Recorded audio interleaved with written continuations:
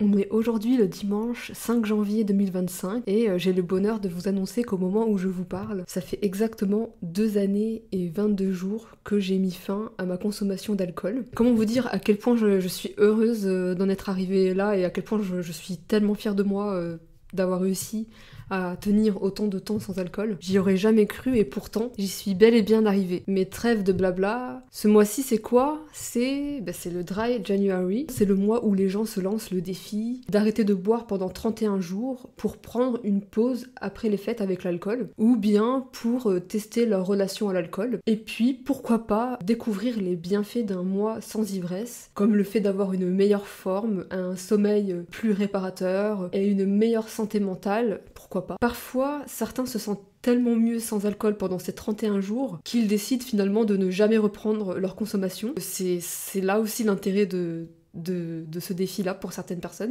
Si vous êtes en train de regarder cette vidéo, c'est que vous êtes potentiellement intéressé par le fait de faire le Dry January ou que vous souhaitez définitivement arrêter votre consommation et que cette vidéo-là pourra vous servir. Pourquoi je fais cette vidéo? C'est parce que j'aimerais apporter des réponses aux questions que vous pourriez avoir si vous-même vous lancez ce défi des 31 jours sans alcool ou que vous souhaitez tout simplement mettre fin à votre consommation de façon définitive. J'ai prévu de répondre à 11 questions dans lesquelles je vais un peu parler de mon expérience en tant que personne ayant réussi à arrêter l'alcool pendant 2 ans, et pour vous donner mes conseils, tout ça, pour partager mon expérience tout simplement aussi, pour vous expliquer par quoi je suis passée, par quels obstacles j'ai rencontrés, quels obstacles j'ai rencontrés, etc., etc. Bref, voilà. On va commencer tout de suite par la première question qui est: comment as-tu réalisé que ta consommation d'alcool était problématique? Bon les amis, je me rends compte que je n'ai pas seulement répondu à la question, je n'ai pas seulement répondu à comment j'ai remarqué que ma consommation était problématique, mais j'ai également donné les raisons de pourquoi je buvais, donc voilà. Attendez-vous à cela dans cette réponse. Je tenais à vous informer afin que vous ne soyez pas confus, afin que vous ne trouviez pas mon propos confus, histoire de mettre les choses bien au clair. Il y a plusieurs choses qui m'ont fait réaliser que j'avais un sérieux problème avec l'alcool. Oui, c'était un sérieux problème, enfin je vais vous expliquer. Je vais essayer de vous expliquer ça le plus clairement possible. J'ai d'abord compris que ma consommation était problématique quand je me suis rendu compte que je n'arrivais pas à passer une soirée sans boire, sans alcool. Pas juste un seul verre ou deux, hein, c'était toujours dans l'excès malheureusement. J'arrivais pas à m'arrêter tout simplement, enfin dès que je commençais à boire, voilà, j'arrivais pas à m'arrêter et vraiment j'avais aucune limite. En fait il y avait une sorte d'attirance vers l'alcool que je n'arrivais malheureusement pas à freiner. Comme on dit, j'étais en roue libre. Chaque fois que je me sentais mal, mon premier réflexe était de boire, souvent jusqu'à ne plus savoir m'arrêter. Quand je me sentais mal par exemple, quand j'avais eu énormément d'interactions sociales dans la journée, que j'avais pas eu de temps pour me reposer, j'avais besoin d'évacuer avec l'alcool en fait.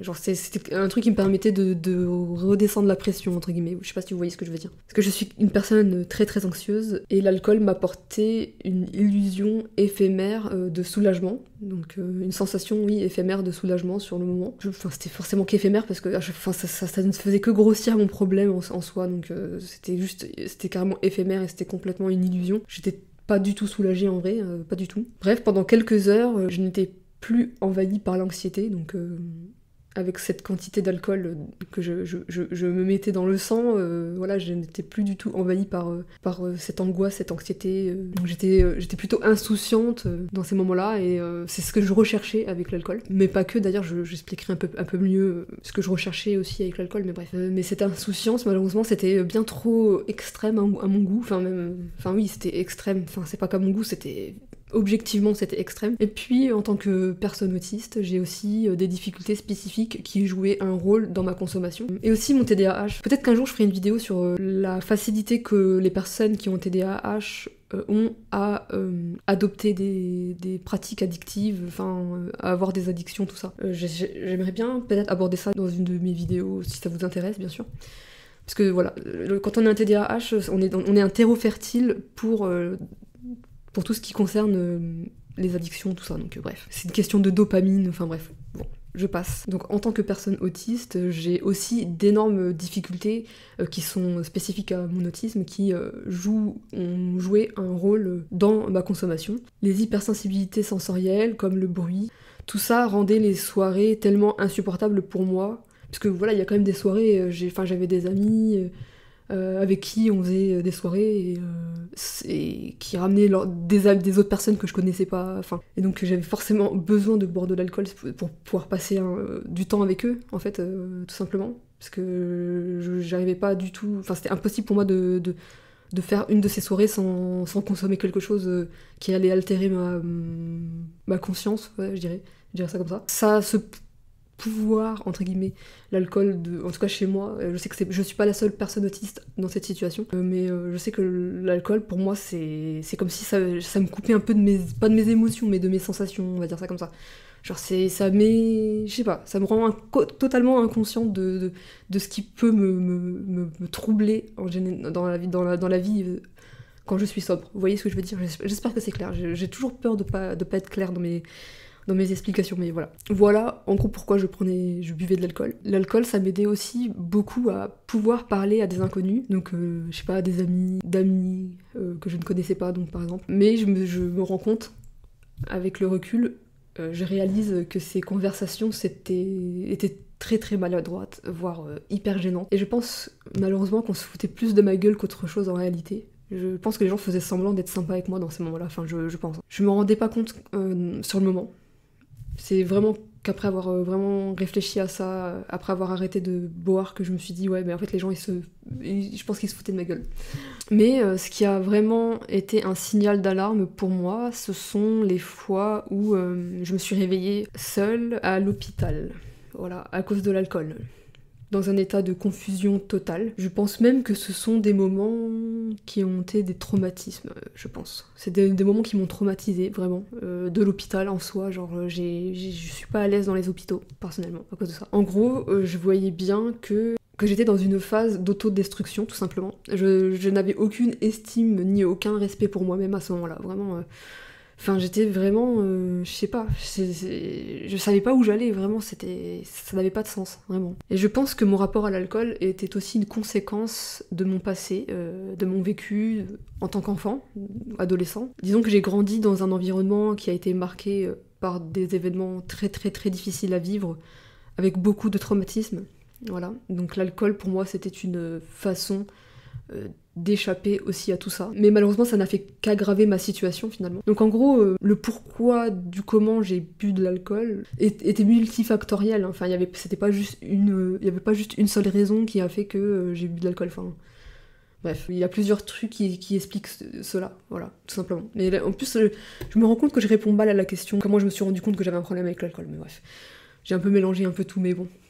Désolée. On va maintenant passer à la deuxième question qui est: qu'est-ce qui a motivé ton désir d'arrêter de boire? Ce qui m'a motivé à arrêter de boire, eh bien, je dirais qu'au départ, l'élément déclencheur, ça a été mon conjoint, voilà. Ma consommation d'alcool avait un impact sur lui et je voyais bien que ça le faisait souffrir de me voir dans cet état et de savoir que ça lui faisait du mal, ça m'était insupportable, clairement. Je n'avais pas envie de lui infliger ce que j'avais moi-même vécu avec l'un de mes parents qui avait une relation toxique avec l'alcool. Ça a été une période vraiment horrible pour moi, ce que j'ai vécu avec ce parent-là, et je ne voulais en aucun cas devenir cette personne pour quelqu'un que j'aime profondément. Ça m'était insupportable, vraiment, enfin... Ça pouvait pas durer en fait, tout simplement. Et au-delà de ça, il y avait aussi un impact conséquent sur ma propre santé, à la fois physique et mentale. En fait, je constatais bien que j'étais en train de me détruire, tout simplement, lentement mais sûrement. Et donc je vivais très mal cette consommation. Chaque lendemain était accompagné d'un immense sentiment de honte et de culpabilité. Je me dévalorisais en permanence, comme si l'alcool renforçait cette mésestime que j'avais pour moi-même. Je sais pas si le mot existe, mésestime, mais bref. J'avais l'impression que ça renforçait, voilà, cette autodétestation que j'avais pour moi-même. Enfin, en tout cas, ça participait à ça, en tout cas. Même si, en vrai, mon estime de moi-même n'était déjà pas au top avant de boire de l'alcool. On va dire que sans alcool, je me suis stabilisée à ce niveau-là, on va dire. En fait, quand je buvais, la haine que je me portais était d'une puissance phénoménale, clairement. Enfin, c'était exponentiel. L'autodétestation était vraiment... c'était abusé.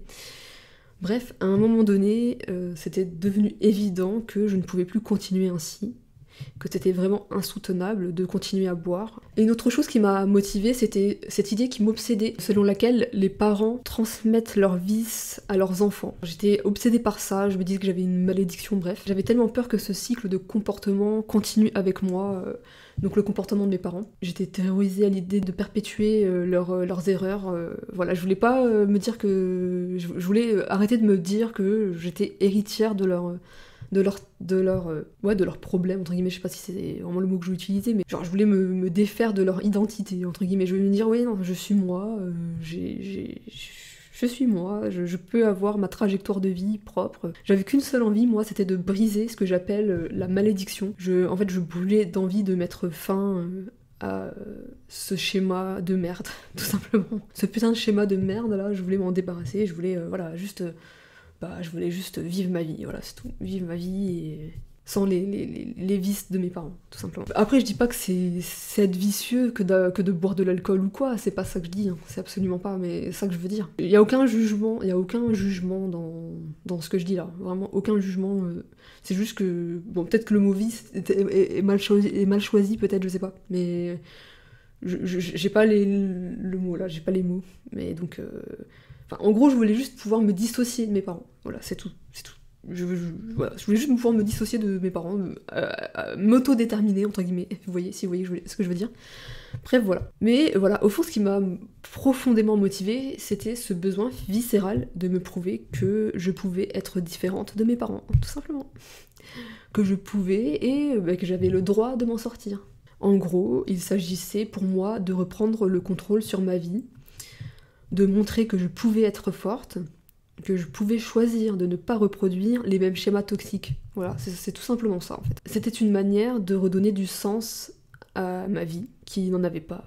Enfin, je trouvais qu'elle n'avait pas de sens, ma vie. Donc c'était un moyen pour moi d'être actrice de mon histoire, de ma vie, plutôt que spectatrice de la même histoire merdique qui se répétait encore et encore et encore et encore. Voilà, donc j'avais envie de mettre un point final à tout ça, tout simplement. Voilà une de mes motivations principales aussi, dans ce désir d'arrêter de boire. D'ailleurs, je pense que c'est même le truc le plus fort dans ce qui m'a motivée. Il y a aussi cette question de santé, aussi, comme je l'ai expliqué. Il y avait aussi une question de santé, de sommeil, Bon, même si aujourd'hui le sommeil n'est pas encore, c'est pas encore optimal, mais bref. J'avais quand même pas mal de motivation. J'ai envie de vivre longtemps, en fait. J'ai envie de vivre... longtemps. Je vais vivre ma vie longtemps. J'apprécie de vivre, j'aime ça, vivre, et donc je veux vivre longtemps en bonne santé. Voilà, tout simplement. Passons à la troisième question qui est: comment as-tu géré les premiers jours ou semaines sans alcool? Bon, pour cette question, je vais aller assez vite. En fait, il a été primordial pour moi, effectivement, d'avoir du soutien de la part de personnes qui, comme moi, avaient décidé un jour d'arrêter de boire de l'alcool. C'est grâce à l'application I Am Sober que j'ai pu... réussir à gérer mes premières semaines et mes premiers mois sans alcool. J'ai d'ailleurs fait une vidéo à ce sujet pour les personnes que ça intéresse, donc je le mettrai là. Je crois que c'est là, ouais, il me semble que c'est là. Je ne me ferai pas piéger cette fois-ci, je sais que c'est ici. Je sais que c'est... On a tenté de faire ça parce que... Non, mais c'est pas là, je crois que c'est là. Oh, putain, et j'ai un doute. Est-ce que c'est là ou est-ce que c'est là? Ah, j'aime pas ça. Bref, bon. On va dire que c'est là. Voilà, je pense que c'est là. Donc dans le petit i là, il y aura la vidéo où je parle de mon expérience avec l'application I Am Sober qui permet justement de trouver du soutien auprès de personnes qui justement arrêtent de boire en même temps que nous. Voilà, bref, c'est trop bien. C'est trop bien cette application. La vidéo sera soit là ou dans la description de la vidéo ou même dans les deux. Donc voilà, si jamais j'oublie de le mettre là, ça sera dans la description de la vidéo en bas. En gros, c'est le fait de me rendre chaque jour sur cette application, le fait d'acter mon engagement régulièrement sur l'application, parce que c'est comme ça que c'est le mode de fonctionnement de cette application, c'est que justement on est censé dire tous les jours oui, je bois pas d'alcool aujourd'hui, puis on confirme à la fin de la journée qu'on n'a pas bu. Voilà, c'est une habitude à prendre. C'est une habitude à prendre qui fait qu'on ancre profondément dans sa vie ce désir d'arrêter de boire. Et c'est comme ça qu'on arrive à atteindre notre objectif d'arrêter de boire. En tout cas, c'est ce qui m'a bien aidé, moi, personnellement. Et c'est ce qui m'a aidé à tenir au début, parce que c'est vrai qu'au début, c'était vraiment primordial que j'utilise ce genre d'application, parce que c'est vrai que c'est le plus compliqué, c'est au début, quoi. Enfin, c'est vraiment au début. Après c'est vrai qu'au bout d'un moment on se détache de l'application. Moi je me suis un peu détachée de l'application parce que ça fait 2 ans quand même, donc... mais j'ai toujours l'application dans mon téléphone bien sûr. Des fois de temps en temps je m'y réfère, mais ça j'en parlerai plus tard parce qu'il y a une question sur justement est-ce qu'il y a des moments de doute, des machins comme ça, bref. Bref, sans ça je n'aurais pas pu y arriver à mon avis. Je vous invite vraiment à aller voir la vidéo dont je viens de vous parler. On peut passer à la question suivante. Question numéro 4. Comment as-tu expliqué ta décision d'arrêter de boire à ton entourage? Bon, pour être tout à fait honnête, au début je n'en ai parlé à personne, mis à part à mon conjoint. Il y a une raison à tout ça, au fait que j'ai décidé de garder ça pour moi. C'est que, le fait d'annoncer ce genre de décision, donc d'arrêter de boire, eh bien ça peut nous mettre une certaine pression, une pression sociale finalement, de notre entourage, qui s'attend à ce qu'on soit à ce qu'on y arrive, ou soit ils vont tout simplement penser qu'on n'est pas capable, parce qu'ils ils nous connaissent, ils disent « Oh mais non mais toi t'as vraiment un problème avec l'alcool, toi c'est sûr que... non mais toi tu t'arrêteras jamais l'alcool, toi t'es né avec l'alcool, t'es né... Enfin t'avais déjà comment dire, t'avais déjà une pinte de bière dans la main quand t'es né, quoi. Enfin, tu vois, un truc du style, tu vois. Parce que même moi, je pense ça de moi, tu vois. Je me dis, ouais, mais moi aussi, tu vois, je suis pas sûre de moi. Donc, je préfère, me dire, ouais, renforcer cette certitude de moi à moi-même. Et après, j'en parlerai quand ça sera vraiment consolidé de fou, quand j'en serai certaine et que plus personne ne pourra remettre en question ma capacité à arrêter de boire. Enfin, vous voyez ce que je veux dire. Donc ouais, en gros, j'avais vraiment peur que certaines personnes ne prennent pas au sérieux finalement ma démarche et finissent par essayer de me décourager, pas volontairement, enfin voilà, innocemment, de façon tout à fait innocente. J'ai donc tout simplement préféré faire ça à mon rythme, en silence, pour me concentrer uniquement sur mon objectif et me donner toutes les chances de réussir, tout simplement. Voilà pour la question numéro 4, maintenant on va passer à la question numéro 5. Quelles sont les tentations les plus difficiles à surmonter selon toi? Les tentations les plus difficiles à surmonter ont été nombreuses pendant ces 2 années, il faut le reconnaître. Il y a d'abord le rayon alcool dans les supermarchés, qui est quasiment inévitable quand on fait ses courses malheureusement. Donc c'est vraiment difficile vraiment de pas succomber à ces tentations, parce que là, surtout au début, les cravings sont très intenses et très nombreux. Donc les cravings, c'est quoi? C'est quand un mot anglais pour dire une irrésistible envie de consommer de l'alcool. Donc c'est ce qui se passe quand on... Enfin c'est pas forcément que pour l'alcool, hein, c'est pour quand on a une addiction à quelque chose. Donc quand on essaye d'arrêter, il y a des moments où ça va on va se rappeler qu'on consommait ça, que c'était bien, entre guillemets. Bref, et donc on aura envie de se le procurer, on va penser qu'à ça dans notre tête, enfin ça va, vous voyez ce que je veux dire, bref. En gros c'est ça le craving, c'est des tentations. Ensuite, comme tentation, il y a également les bars, les cafés, tous les endroits où il peut y avoir de l'alcool justement, et aussi toutes ces publicités qui sont omniprésentes en ville, qui justement glorifient l'alcool comme un incontournable pour passer un bon moment.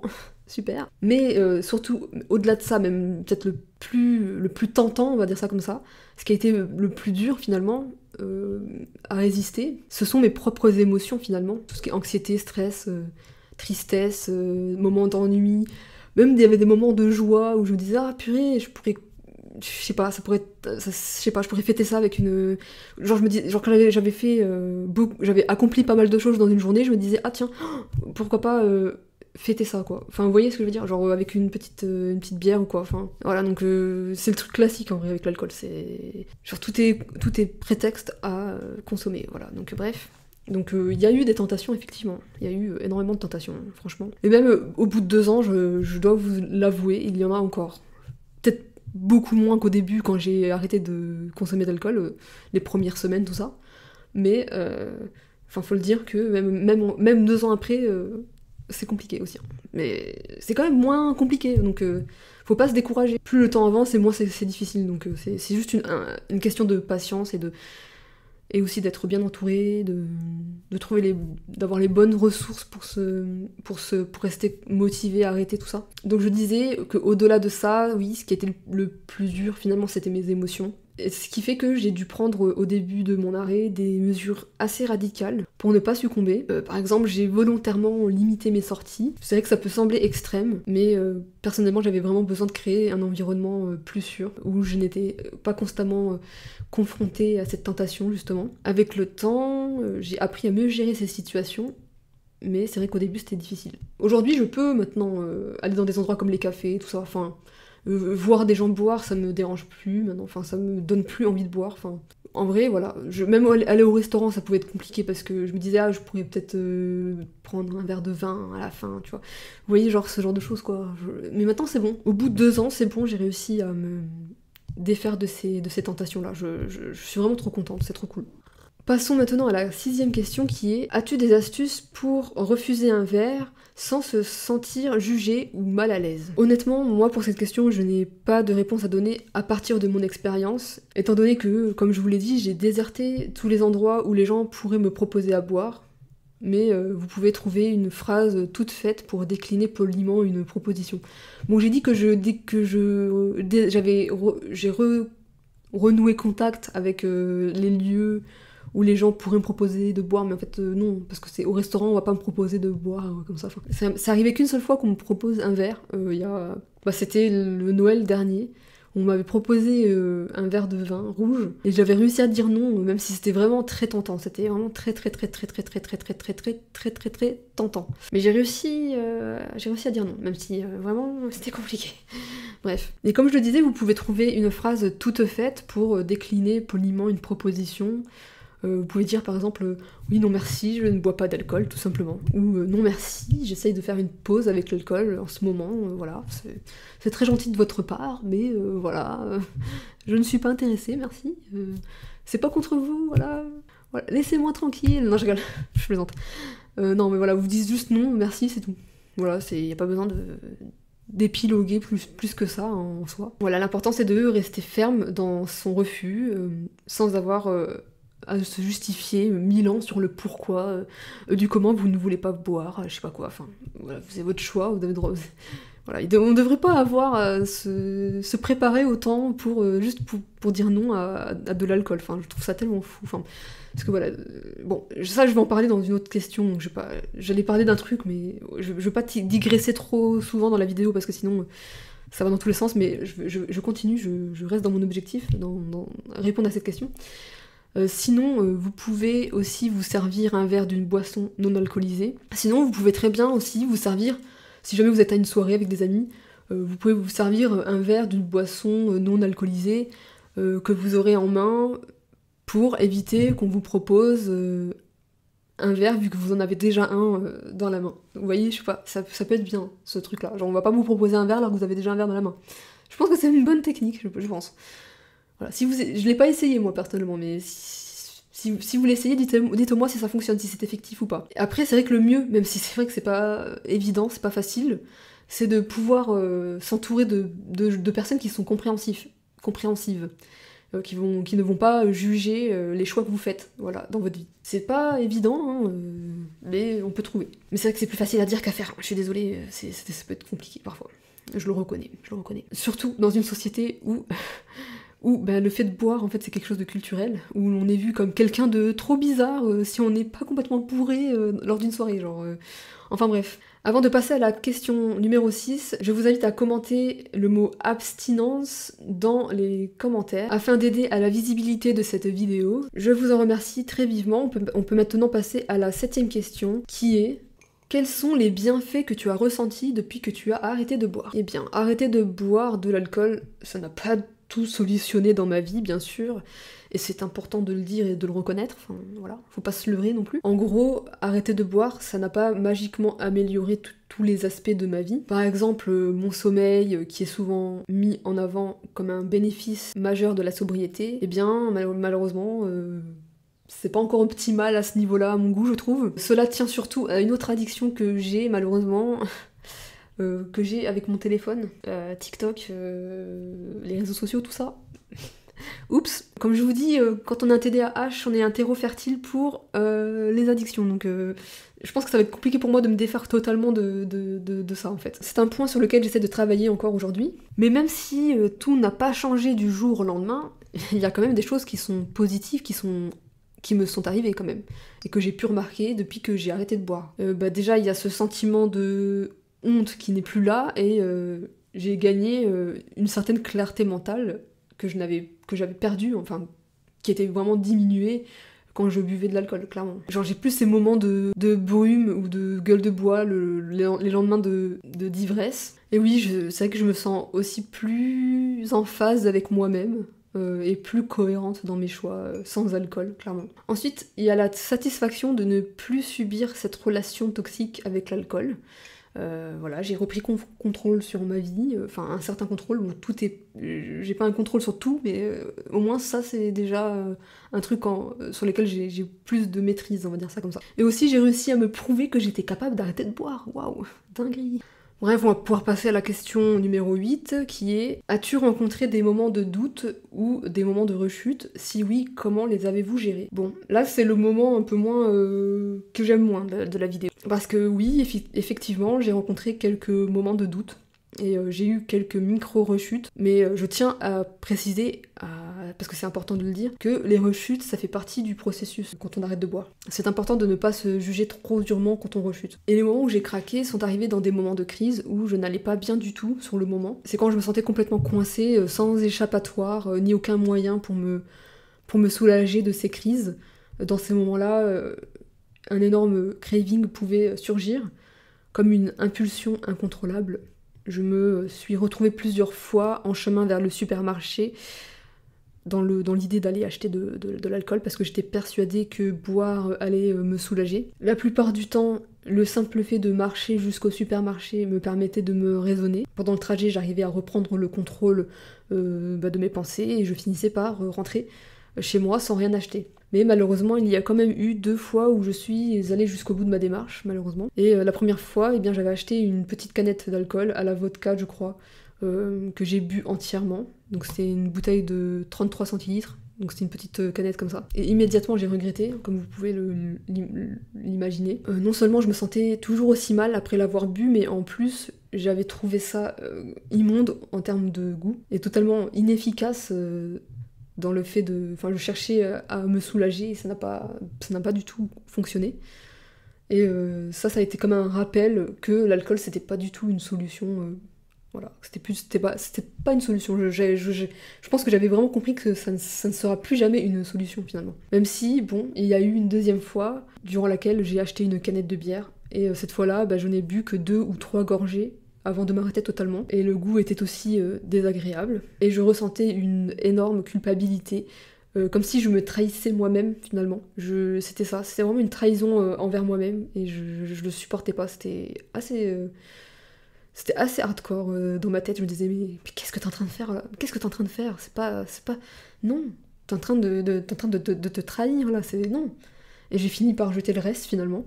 Je me suis débarrassée de cette bière, je l'ai écartée de loin de moi, et je me suis sentie tellement mieux une fois que je m'étais débarrassée de cet alcool. Vraiment, je me sentais beaucoup mieux dans ma enfin, je sais pas comment vous dire, c'était un soulagement. En fait, j'ai été soulagée d'avoir réussi à être plus forte que ça, quoi. J'ai trouvé un autre moyen de me soulager. J'ai regardé une série, je sais pas, je sais pas ce que j'ai fait. Enfin, en tout cas, j'ai fait quelque chose qui me fait vraiment du bien, vraiment du bien. Genre, soit regarder un film, soit passer du temps avec mon conjoint, soit... Enfin voilà, c'est ce genre de choses-là qui me fait vraiment du bien aujourd'hui. Ces expériences m'ont appris quelque chose de plutôt essentiel, de carrément essentiel, c'est que l'alcool, ça ne résoudra jamais... L'alcool ne résoudra jamais ce qui me pèse au plus profond de moi-même, ça sera jamais une solution en fait. En gros, voilà, ces moments de doute n'ont fait que renforcer ma détermination à continuer à arrêter de boire, tout simplement. Et sinon, pour gérer les moments de doute, car il y en a toujours, hélas, même après 2 ans, eh bien j'essaye de me rappeler, encore une fois, toutes les raisons qui m'ont poussé à arrêter de boire, tout simplement. Je fais l'effort de me souvenir de tout le mal que l'alcool a apporté dans ma vie. Les gueules de bois, les mises en danger, l'hôpital, le sentiment de honte, voilà tout ça. Tous ces rappels, aussi désagréables soient-ils, m'aident à ne pas céder à la tentation. Donc voilà, c'est important de se rappeler de pourquoi on arrête de boire, qu'est-ce qui fait qu'on déteste ça, enfin vous voyez ce que je veux dire. 9e question.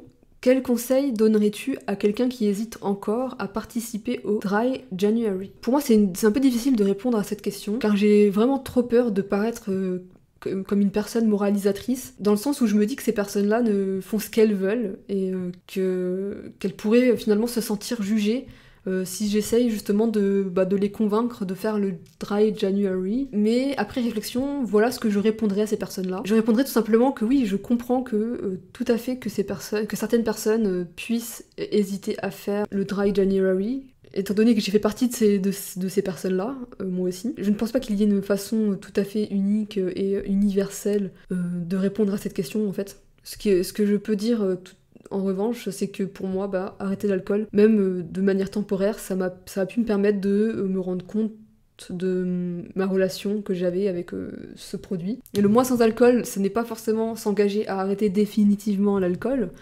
Voilà, ça peut simplement être un moment, une opportunité qu'on s'offre à soi-même, de prendre un petit peu de recul, d'essayer de voir comment on se sent dans la vie sans consommer d'alcool. Aussi, j'ajouterais qu'il n'y a absolument pas de pression à avoir.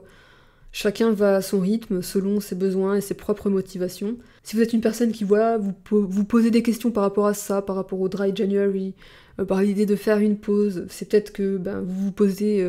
c'est peut-être parce que vous avez déjà inconsciemment peut-être de bonnes raisons de le faire, peut-être, et que ça vaut peut-être le coup d'écouter votre petite voix intérieure. Et puis de toute façon, si vous êtes sur cette vidéo, c'est que peut-être vous êtes intéressé par ça, ça me paraît logique. Oui, c'est vrai qu'en vrai, ça tombe sous le sens. Si vous êtes sur cette vidéo-là, c'est que vous êtes intéressé par le Dry January, enfin bref. Et si ce n'est pas le bon moment pour vous, eh bien ce n'est pas grave non plus, hein, rassurez-vous, l'essentiel, c'est de faire des choix qui sont en accord avec nous-mêmes et qui vous font du bien. Voilà, vous faites vous pouvez faire ce que vous voulez finalement. 10e question, comment fêtes-tu aujourd'hui sans alcool? Bon, pour être tout à fait honnête, hein, je ne participe plus à des fêtes aujourd'hui. Pour certaines personnes, ça va paraître triste, mais bon, c'est comme ça. Hein. En vrai, je suis pas quelqu'un qui aime particulièrement les fêtes, en fait. Hein. Et en fait, c'est pas quelque chose qui me manque fondamentalement. Je vous avoue qu'en vrai, je m'en fous un peu, pour être tout à fait honnête. J'ai réalisé que je n'appréciais pas vraiment faire la fête, en fait. Même à l'époque où je buvais, en fait. L'alcool me permettait de masquer mon inconfort. Il m'aidait à être plus à l'aise socialement, à supporter l'environnement sensoriel qui est souvent très intense lors des fêtes. Mais depuis que j'ai arrêté de boire, je sais très bien que je ne pourrais pas profiter de ce genre d'événements sans me sentir complètement submergée sensoriellement, au point d'en faire une crise. Alors plutôt que de me forcer, j'ai choisi de faire des choses qui me conviennent le mieux à ma personnalité et à mon fonctionnement autistique. Aujourd'hui, je préfère largement passer du temps chez moi, en toute tranquillité, avec mon copain et mes chats. Question numéro 11. Ta perception de l'alcool et de sa place dans la société a-t-elle changé depuis que tu as arrêté de boire? Effectivement, ma perception de l'alcool et de sa place dans la société a pas mal changé depuis que j'ai arrêté. Surtout, j'ai pris conscience de certaines choses. En fait, lorsque je buvais, je ne me rendais pas compte d'à quel point l'alcool était omniprésent, voire normalisé dans notre quotidien. C'était quelque chose de banal. Enfin, je le voyais bien, mais j'en prenais pas totalement conscience, en fait. Je m'en foutais un peu, vous voyez ce que je veux dire? L'alcool est partout, dans les publicités, dans les films, dans les séries, dans les fêtes, et même dans des contextes professionnels. Et d'ailleurs, j'aurais des choses à dire à propos de ça, d'ailleurs, par rapport au milieu professionnel et de la présence de l'alcool dans certains milieux professionnels. Parce que c'est vrai qu'effectivement, je peux témoigner d'une expérience que j'ai vécue dans le monde du travail, où justement l'alcoolisme mondain était fortement présent, et où moi je me suis complètement plongée, parce qu'il y avait beaucoup de relationnel,